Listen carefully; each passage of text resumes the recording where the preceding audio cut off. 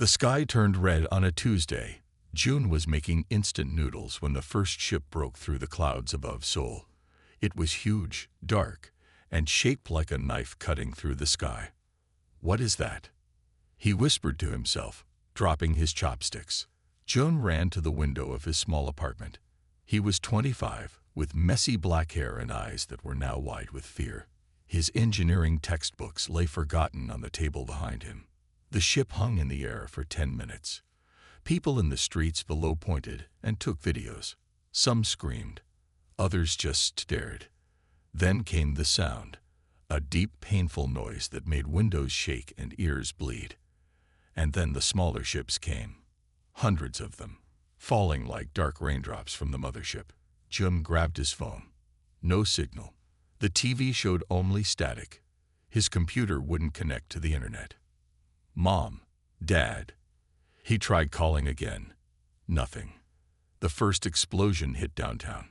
Even from his apartment 5 miles away, Jun felt the heat. More followed. The sky filled with smoke, and the air smelled like burning metal. For 3 days, Jun stayed in his apartment.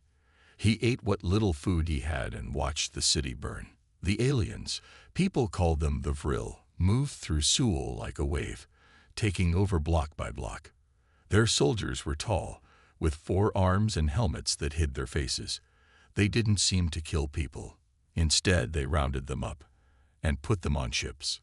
On the 4th day, Jun's building manager knocked on his door. "They're coming here tomorrow," the old man said, his face gray with fear. "They're going to process our building." That's what they're calling it. Processing. That night, Jun packed his backpack. He took his engineering tools, a flashlight, 3 bottles of water, all the food he could fit, a first aid kit, matches, a photo of his family. He remembered something his father once said: "If trouble comes to the city, go down, not up." Everyone runs to the hills, but Seoul's sewers could hide an army. His father had worked on Seoul's water systems for 30 years. As a child, Jun had sometimes gone with him to inspect the tunnels. He knew there was a maintenance entrance in the basement of his building. At 3 a.m., when the Vril patrol ships were on the other side of the city, Jun went to the basement. The maintenance door was locked, but his tools made quick work of it. The smell hit him first, damp and rot and waste. But it was better than what waited above. With his flashlight leading the way, Jun entered the tunnel. Water trickled past his feet. Rats watched him with shiny eyes. He walked for hours, going deeper into the maze of pipes and channels. By morning, he found a small maintenance room that seemed forgotten. It had a rusty metal table, a broken chair, and cobwebs in every corner. But it was dry and far from the entrance. Jun cleared a space in the corner and sat down. "I'm alive," he told himself. "I'm going to stay alive." For 2 weeks, Jun lived in the darkness. He learned the rhythms of the sewer, when water flowed heavily and when it was just a trickle. He found other maintenance rooms and gathered supplies. He marked his path with chalk so he wouldn't get lost. At night, when it was safest, he would go to drainage exits and look at the city. The Vril were everywhere now. Their ships patrolled constantly. Sometimes he saw humans working under guard, building strange structures. Jun grew thin. His food was almost gone. His water bottles were empty, though he had found ways to collect clean water from certain pipes. But he was alive, and as long as he stayed in the sewers, he would remain free. What he didn't know was that he wasn't alone down there, and his life was about to change forever. Jun woke up with a start. Water dripped on his forehead from a leaky pipe above. His small camp in the maintenance chamber had become home over the past month. He had a bed made from cardboard and old rags. His tools were laid out neatly on the rusty metal table. A collection of scavenged items sat in the corner: canned food, bottles, matches, and candles. He checked his watch. 7 p.m. Time to go out. Jun had created a routine. During the day, he slept. At night, he went out to find food and supplies. The Vril patrols were less active after dark. He didn't know why. Maybe they didn't see well at night. He ate his last protein bar and drank some water. His stomach growled for more, but he had to be careful. Food was getting harder to find. Jim grabbed his backpack and flashlight. Before leaving, he looked at the photo of his family. His mother's smile, his father's strong face, his sister May making a peace sign. "I'll find you," he whispered, though he didn't know if they were still alive. The tunnels were quiet tonight. June moved carefully, keeping his flashlight pointed at the ground. He had mapped out a large section of the sewer system by now. He knew which areas flooded when it rained and which tunnels led to dangerous parts of the city where Vril soldiers gathered. Tonight, he planned to check a new area to the east. He had seen a convenience store nearby that might still have food. As June walked, he noticed something strange on the tunnel wall. Marks. They looked like writing, but not Korean or any language he knew. The lines were curved and flowing, glowing faintly blue in the dark. "That's not Vril writing," he said to himself. He had seen Vril script before, sharp, angular symbols on their ships and equipment. These marks were different, softer, almost beautiful. Curious, June followed the markings. They appeared every few meters, like a trail. He walked for nearly an hour, going deeper into parts of the sewer he hadn't explored before. The tunnel suddenly widened into a large chamber. More pipes connected here, bringing water from different parts of the city. But on the far wall, Jun saw something that made him freeze. A door. Not a maintenance door like the others. This one was smooth metal, with more of the flowing markings across it. It was built into the sewer wall, as if it had always been there. But June knew it hadn't. Someone had made this door recently. June approached slowly. The door had no handle, just a circular panel to the side with more symbols. He studied it, his engineering mind trying to make sense of the design. "It's some kind of lock," he muttered. Without thinking, he touched one of the symbols. It lit up blue under his finger. Startled, he pulled his hand back. Then the door opened. Cool, clean air rushed out. Light spilled into the dark sewer tunnel. Not harsh like Vril lights, but soft and gentle. June should have run. Every instinct told him to. But hunger, loneliness, and curiosity pushed him forward. He stepped through the doorway. Inside was a short tunnel, cleaner than any part of the sewer he had seen. The walls were smooth, almost polished. More of the blue symbols glowed along the ceiling. At the end of this tunnel was another chamber. June could see furniture, lights, and what looked like computers or machines. "Hello," he called out, his voice shaking. "Is anyone there?" Silence answered him. June took another step forward. Then he heard it, movement from inside the chamber. Something was coming toward him. June gripped his flashlight tightly, ready to use it as a weapon if needed. His heart pounded in his chest. After weeks of being alone, he was about to meet someone. Or something. A figure appeared at the end of the tunnel. Tall and slender. Definitely not human. And definitely not Vril. June's mouth fell open as the figure stepped into the light. It was a girl. At least she looked like a girl. But her skin was blue. Not pale blue, but vibrant, iridescent blue that seemed to glow slightly. Her eyes were large and silver, with no pupils. Her hair was white like snow, and flowed down to her waist. She wore clothes that looked like a jumpsuit made of material June had never seen before. And she was staring at him with as much shock as he felt. For a long moment, they just looked at each other. Then she spoke, her voice musical and strange. "You are human." "Yes," June said, his voice shaking. "I'm human." "Who? What are you?" The blue girl took a step back. Her silver eyes blinked twice. She touched something on her wrist and spoke words June couldn't understand. Suddenly, two more figures appeared behind her. They looked similar, but one had purple skin, and the other was a soft green color.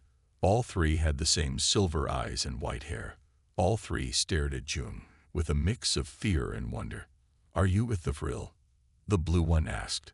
Her Korean was perfect, but her voice had a musical quality to it. June shook his head hard. No, I'm hiding from them, just like everyone else. The three aliens looked at each other.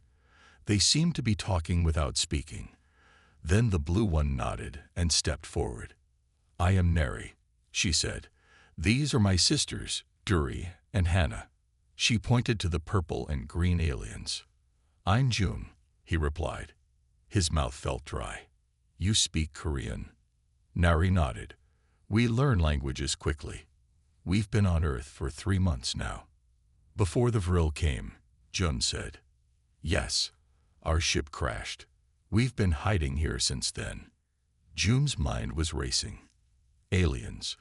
3 female aliens living in the sewers. And they weren't with the Vril. It was too much to believe. Can I come in? He asked. He was still hungry, and the smell of food was coming from their room. The green one, Hannah, said something in their language. She seemed angry or worried. Duri, the purple one, put a hand on Hannah's arm and spoke softly. Finally, Neri turned back to June. You can come in, but we'll be watching you. Their home was amazing. What had looked like a small chamber from the outside was actually a large room. The walls glowed with soft light. Strange objects and machines sat on tables and shelves. It was clean and dry, nothing like the rest of the sewer. Please sit, Neri said, pointing to what looked like a chair. It was oddly shaped but comfortable when June sat down. Duri brought him a small bowl of something that looked like soup. It smelled strange but good. June was so hungry he didn't care what it was. He ate quickly. Thank you, he said when he finished. That was the best meal I've had in weeks. Duri smiled. Her teeth were white and perfect, but slightly pointed. June tried not to stare.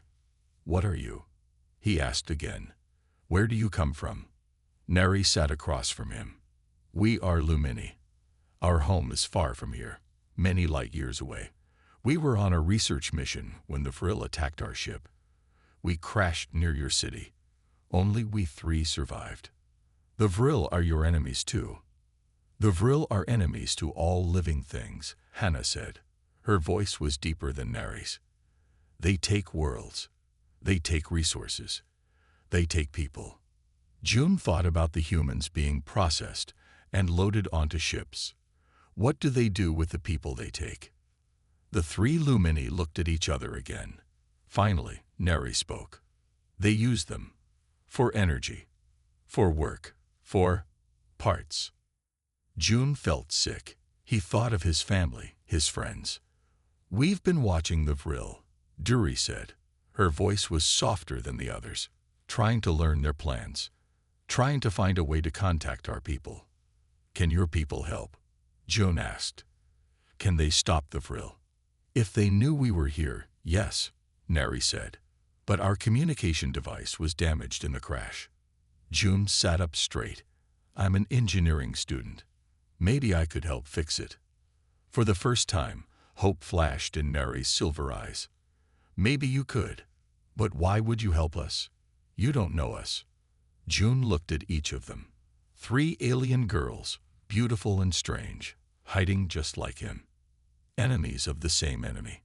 Because we need each other, he said simply. And I think that's how we'll survive. Neri translated for her sisters. Duri smiled widely. Even Hannah's serious face softened a little. Then Neri said, reaching out her blue hand toward June, let us work together. June took her hand. It was warm, with 6 slender fingers instead of 5.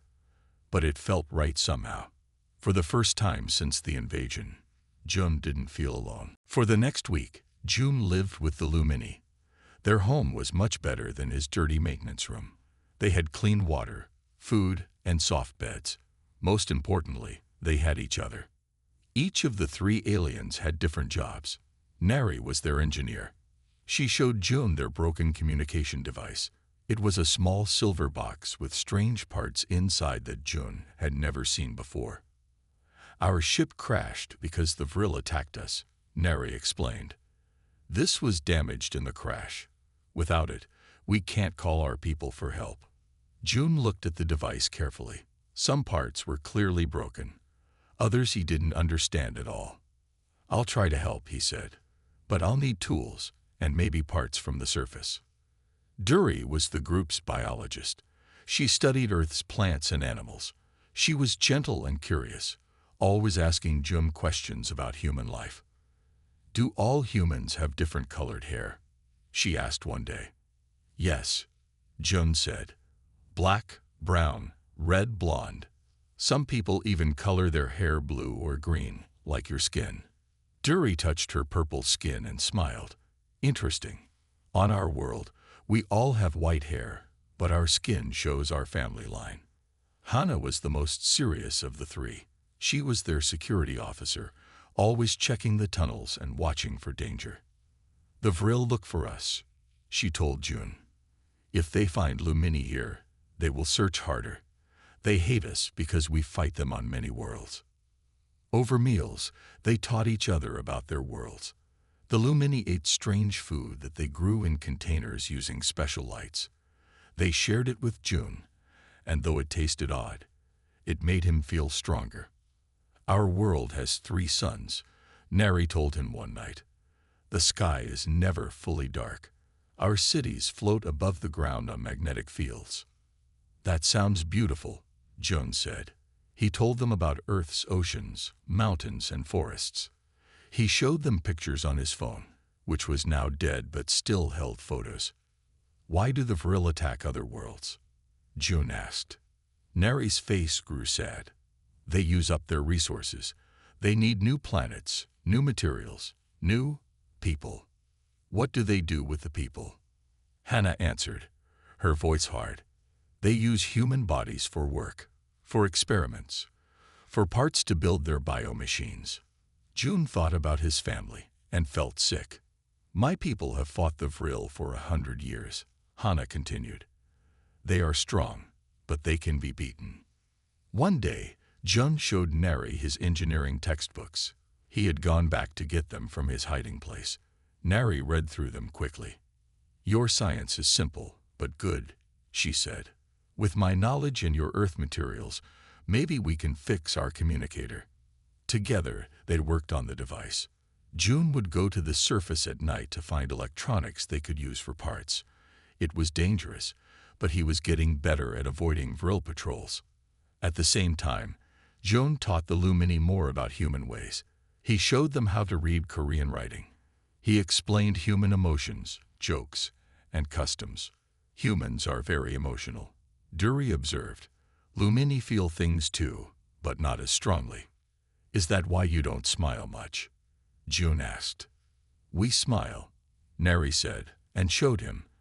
Her smile was small but beautiful. It made her silver eyes shine brighter. June found himself looking at Neri more and more. She was alien, blue skin, 6 fingers, silver eyes, but there was something about her that drew him in. One night, as they worked late on the communication device, their hands touched. Neri's skin felt warm against his. "Sorry," June said, pulling back quickly. "It's okay," Neri replied. She looked at him curiously. "Your heart rate just increased. Are you feeling well?" June felt his face get hot. "I'm fine. Just tired." Neri studied him for a moment longer, then went back to work. But June noticed that she sat a little closer to him than before. Despite everything, the invasion, the danger, the fear, June realized he wasn't just surviving anymore. He was starting to live again. 2 weeks after meeting the Lumini, June was coming back from a supply run. He had found some useful electronics in an abandoned shop. As he walked through the tunnels, he heard voices, human voices. June froze. He hadn't seen another human in over a month. "I'm telling you, I saw lights down here," a man's voice said. "Probably just reflections on the water," answered a woman. June hid behind a corner and watched. 2 people walked past, a tall man with a makeshift spear and a woman with short hair carrying a bag. They looked thin and dirty, like June had before he met the Lumini. He thought about letting them go, but something made him call out. "Hey," he said softly. The man spun around, pointing his spear. "Who's there?" "I'm June. I'm hiding from the vril, like you." The man lowered his spear slightly. "I'm Jin. This is Ian. We've been down here for 3 weeks." June knew he should be careful, but he also knew how hard it was to survive alone. "I have food," he said, "and clean water." Ian stepped forward. "Really? We haven't had clean water in days." June made a decision. "Follow me. But you have to promise not to freak out." "Freak out about what?" Jin asked. "You'll see." June led them toward the Lumini home, but stopped at his old maintenance room first. "Wait here," he told Jin and Ian. "I need to talk to my friends first." He hurried to the Lumini door and went inside. The 3 aliens looked up from their work. "Nari, I found other humans," Jun said quickly. "A man and a woman. They're hungry and tired. Can we help them?" Hannah stood up, her green skin glowing with anger. "No, more humans mean more danger. They're suffering," Jun argued, "just like I was before you helped me." Duri looked at Nari. "What do you think?" Nari was quiet for a moment. "Are they good people, June?" "I think so. They're just trying to survive. Can we trust them not to tell others about us?" June didn't know. "I can't promise that. But we need more help. Jin is strong. And Ian, I think she might be a doctor. She has medical supplies." At this, Duri looked interested. "A human doctor? I would like to learn human medicine." Neri nodded slowly. "Bring them, but Hana will watch them closely." June went back to get Jin and Ian. He tried to prepare them. "My friends, they don't look like us. Don't be scared." Jin gripped his spear tighter. "What does that mean?" "It means they're not human, but they're good. They're enemies of the vril too." Ian's eyes widened. "Not human. What are they?" "It's better if I show you." When June brought them to the Lumini door, Jin and Ian stopped walking. "What is this?" Jin asked, pointing at the strange door. "Their home," Jun said, and opened it. Inside, the 3 Lumini stood waiting. Jin raised his spear. Lun gasped. "What the hell are those?" Jin shouted. "They are Lumini," Jun said calmly. "And they hate the vril as much as we do." "They're aliens," Ian whispered. "Yes, but not like the vril. The vril are their enemies too." Nari stepped forward, her hands open to show she had no weapons. "Hello," she said in perfect Korean. "I am Nari. We will not hurt you." Jin didn't lower his spear. "How do we know that? How do we know you're not working with the vril?" "Because they saved me," Jun said. "They gave me food, clean water, a safe place to stay." "And why would they help humans?" Ian asked. Duri spoke now. "Because all life is precious. Because we are far from home, like you are far from your homes." Jin finally lowered his spear, but he still looked suspicious. "Are you really a doctor?" Duri asked Ian. Ian nodded. "I was a nurse, not a full doctor. I study biology. Perhaps we can share knowledge." Slowly, Jin and Ian relaxed. The fear in their eyes turned to wonder as they looked around the Lumini home. "You have power," Jin said, looking at the lights. "And food." "Yes," Neri said. "And we need help, human help, to stop the vril." "How?" Ian asked. June smiled. "We're working on that. And now, with your help, maybe we can do it faster." For the first time in weeks, Jun saw real hope.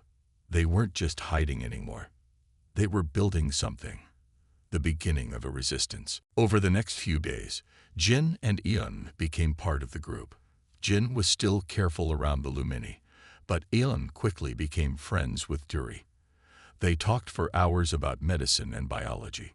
"Human bodies are so different from ours," Duri told Ian. "But we have many of the same parts." One day, Jin came back from searching the tunnels with a young boy. The boy was thin and scared, with dirty clothes and wild eyes. "This is Sung," Jin said. "I found him hiding near a storm drain. He's alone." Sung stared at the Lumini with big eyes. "Are they angels?" he asked. June smiled. "No, they're aliens, but good aliens." Sung wasn't afraid like the adults had been. He was curious. He was only 15, but he knew a lot about computers. "I was in a computer club at school," he told June, "before the Vril came." This made Nari very interested. She showed Sung some of their technology, and he understood it quickly. "This is like coding," he said, looking at the symbols on their devices, "but way more advanced." With Sung's help, June and Nari made faster progress on fixing the communication device. They were almost done when Jin came back from a tunnel search with bad news. "The Vril are gathering people at the old sports stadium," he said. "Hundreds of them." "For processing," June said grimly. He thought about his family again. Were they there? "We have to see what's happening," Nari decided. That night, June, Jin, and Hana went to a tunnel exit near the stadium. They climbed a ladder and peeked through a drain cover. What they saw made June's heart stop. Lines of people were being led into the stadium. Vril soldiers walked alongside them. The people looked tired and hopeless. "So many," Jin whispered. June scanned the crowd, looking for his family. Then he saw her, a young woman with long black hair. His sister, Meh.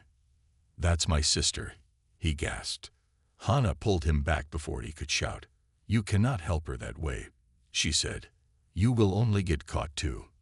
But they'll take her. They'll process her." "Then we must make a plan," Hana said. "A good plan." Back at their base, they told the others what they had seen. "Can your communication device call your people now?" Jin asked Nari. "Almost," she said. "We need one more part, a power amplifier."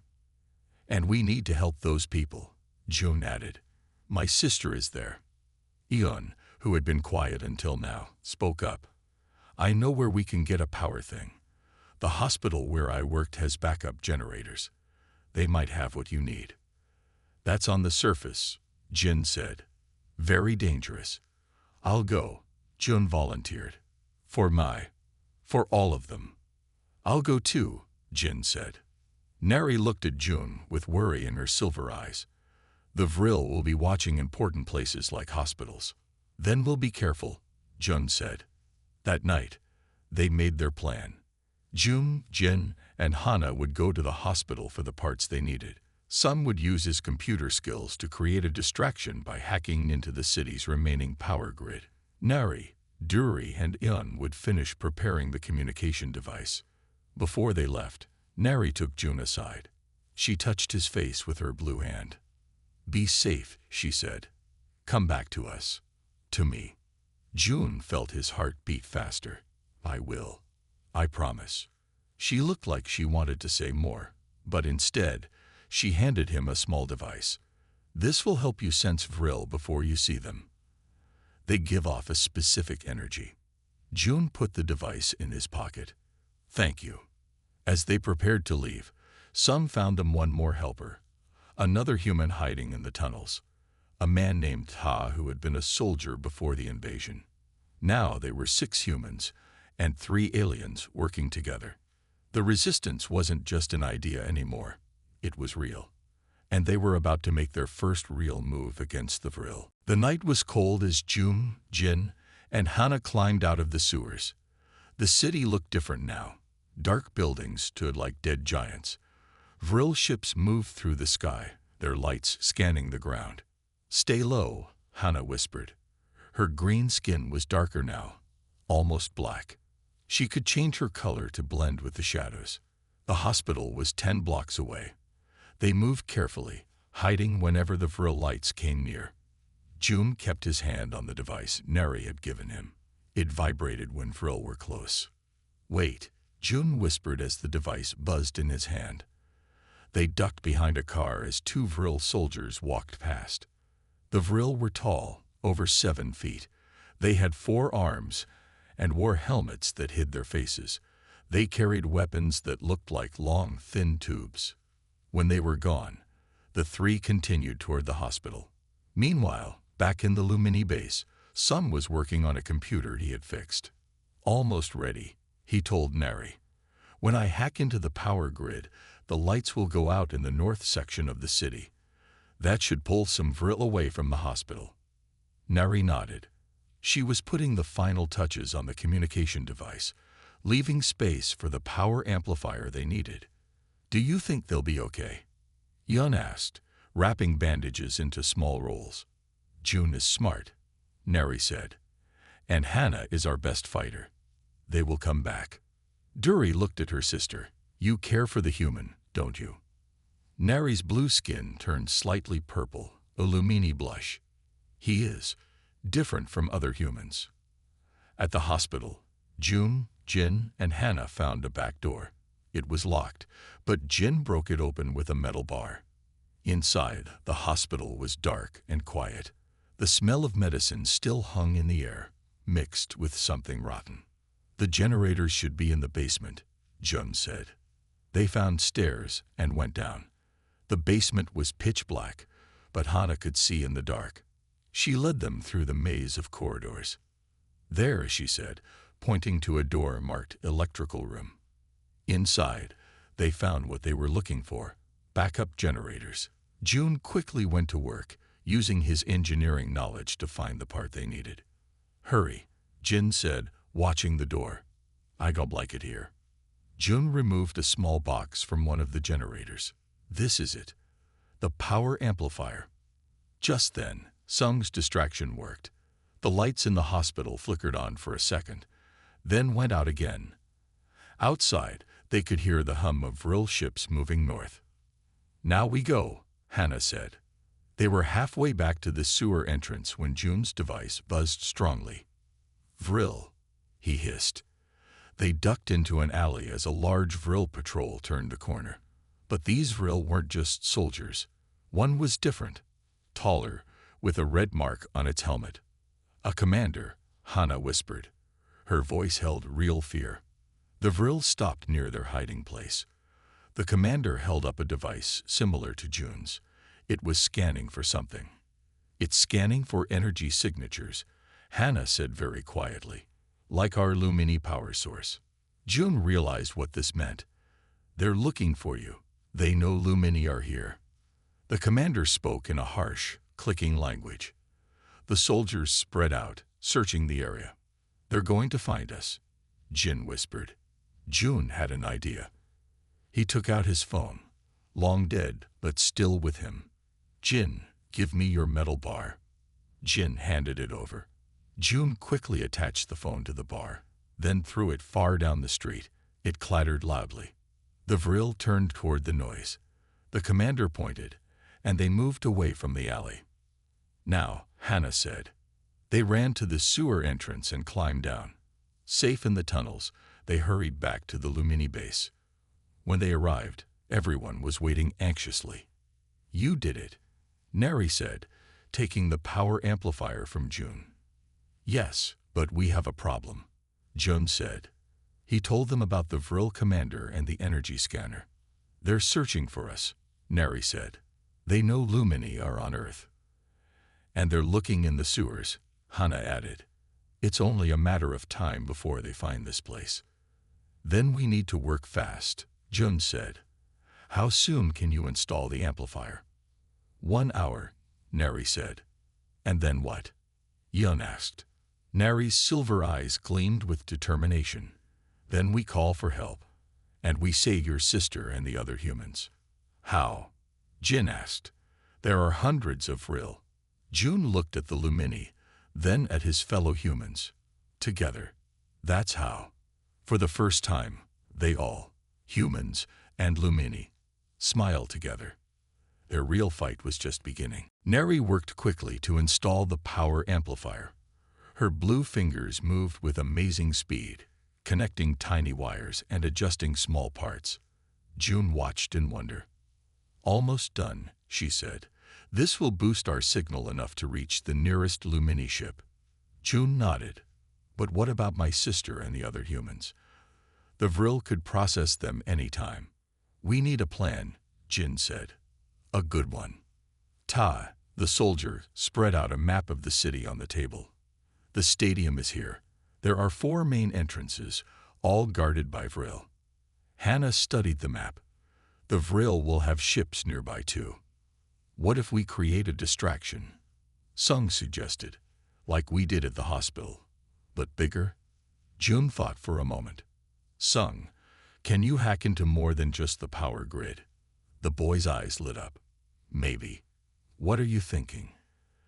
The city still has emergency systems, fire alarms, traffic lights.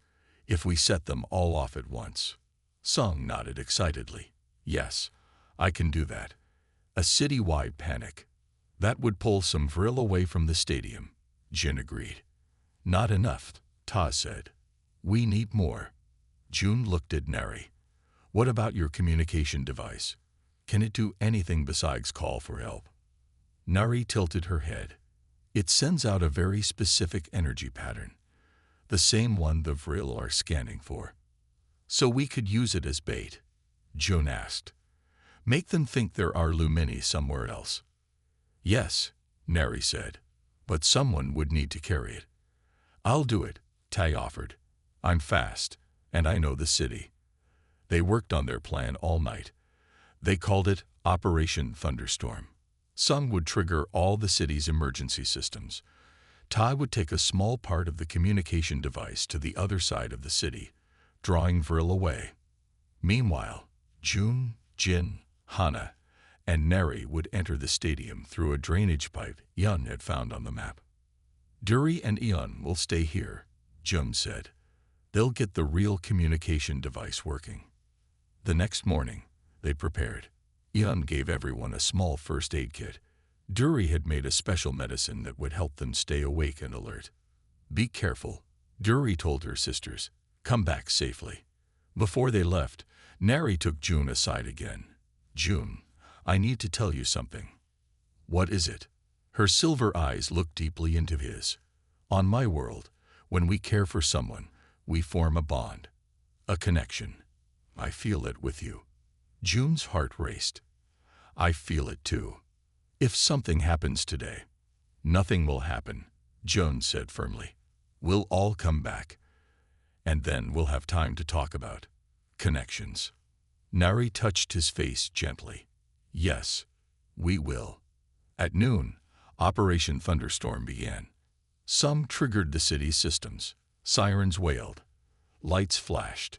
All over Seoul, the few working electronics went crazy.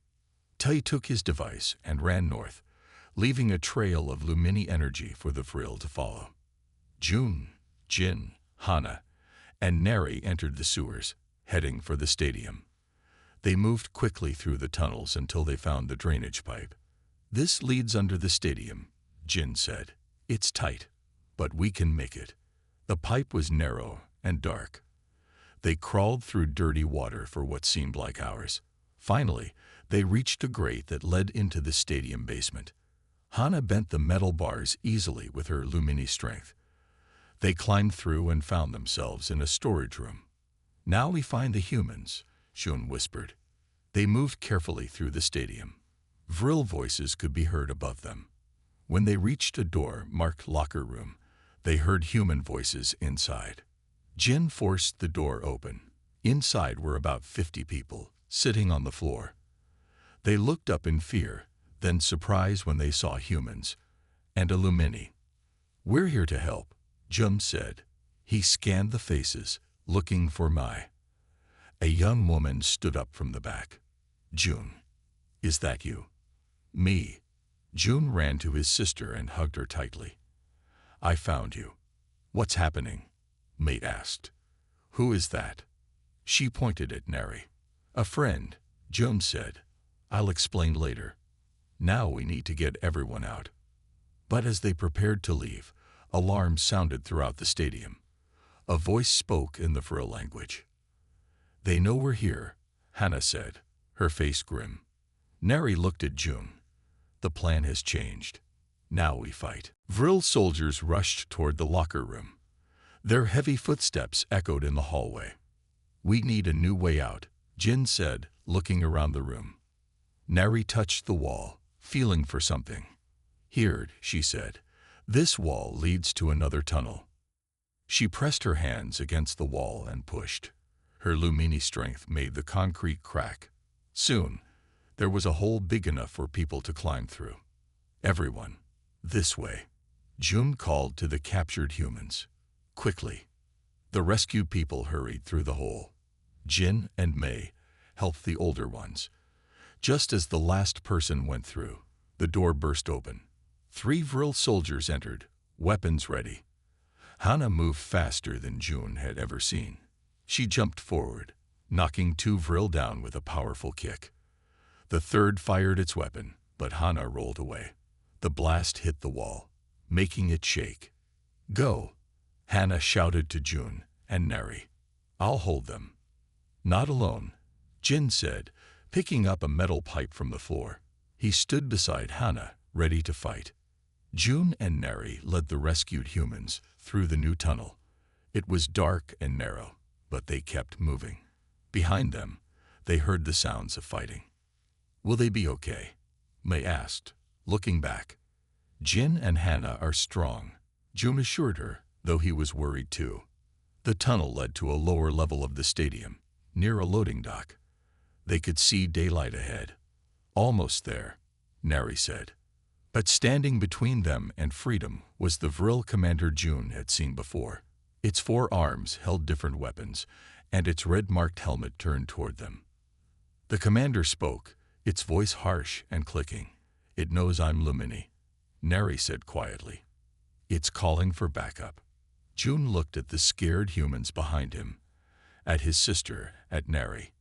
He made a quick decision. Nari, take everyone out through that side door. I'll distract the commander. No, Nari said. It's too dangerous. It's the only way. Please, keep Mai safe. Before Nari could argue more, Jun ran forward, yelling to get the commander's attention.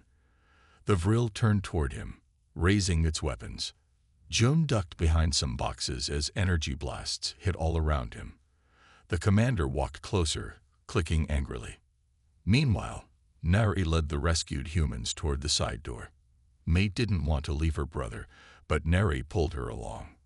He'll be okay, Nari promised. Your brother is very brave.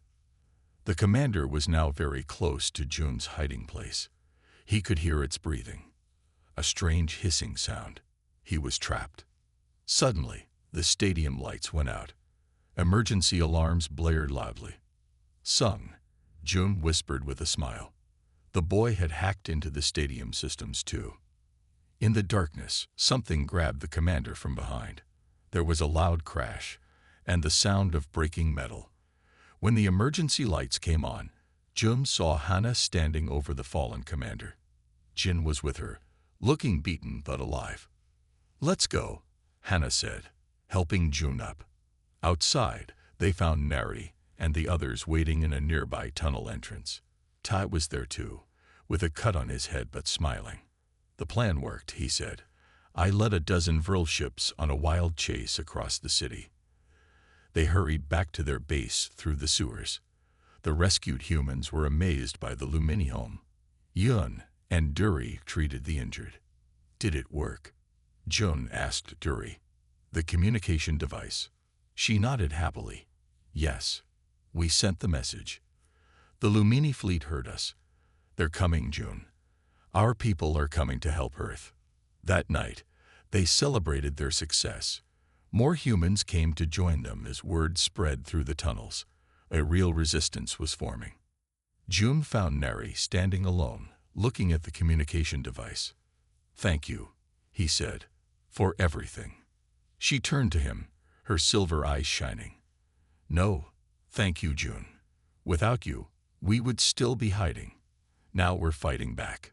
Together, Jun said, taking her blue hand in his. Yes, Nari agreed. Humans and Lumini, together. Jun looked around at their growing group. humans and aliens working together, planning, hoping. The sewers had become more than just a hiding place. They had become the birthplace of Earth's freedom. And it had all started when one scared human met three beautiful alien girls, hiding just like him. The real war was just beginning. But now, they had hope.